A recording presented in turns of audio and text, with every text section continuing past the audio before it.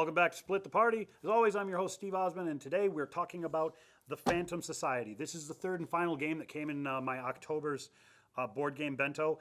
This one's a lot of fun. It's sort of like hide and go seek the board game.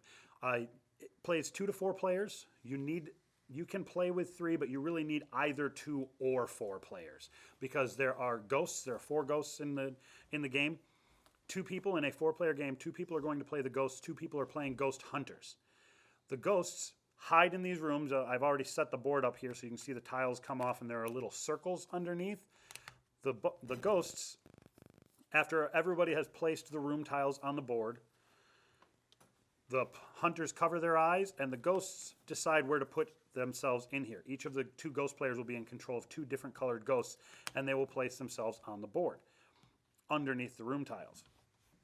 Now on the hunters' turns, they destroy a room. They pick any room they want. So I'm going to destroy, now as a hunter, I want to keep low numbers, and I'll tell you why in a second. So I'm going to destroy this room. Actually, that one's already flipped over. I'm going to destroy this room. There is no ghost under it.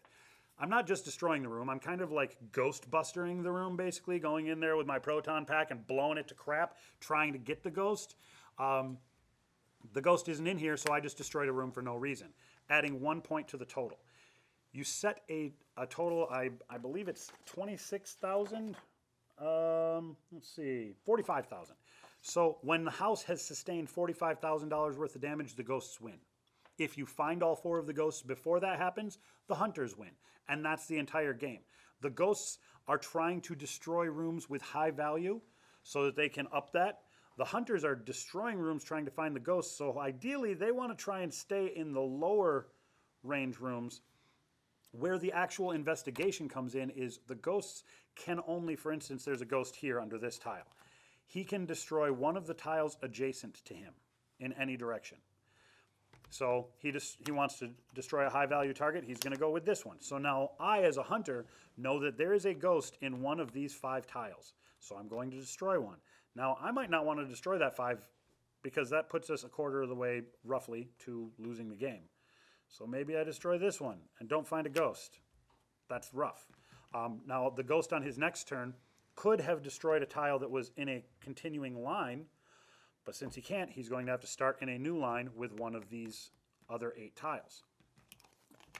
Where the ghost can start kind of deceiving you is he can destroy one from this ghost, and then that player on his next turn could destroy one from his other ghost. So I'm having a hard time following exactly where these lines are, because I've got 4 different ghosts destroying things in multiple different lines, and I have to try and narrow down where they are, and the clock is ticking because I'm helping them blow this house up.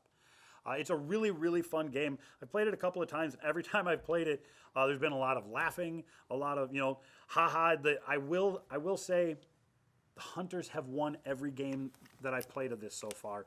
It does concern me a little bit as to whether or not the odds are sort of leaning in the hunters' favor, but I've played both sides. I really enjoy playing the ghosts. I think it's fun trying to outsmart these people, and that's really what it is. It's a simple game. It's a 20-minute game, another one of those really quick, fairly palate-cleansing kind of light games. Takes a little bit longer to set up, so I would say your total time is probably a half hour from when you open the box to when you're done with the game.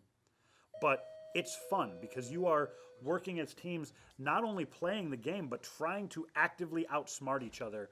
I definitely think this is one that people should be picking up. I've enjoyed playing it and look forward to playing it more.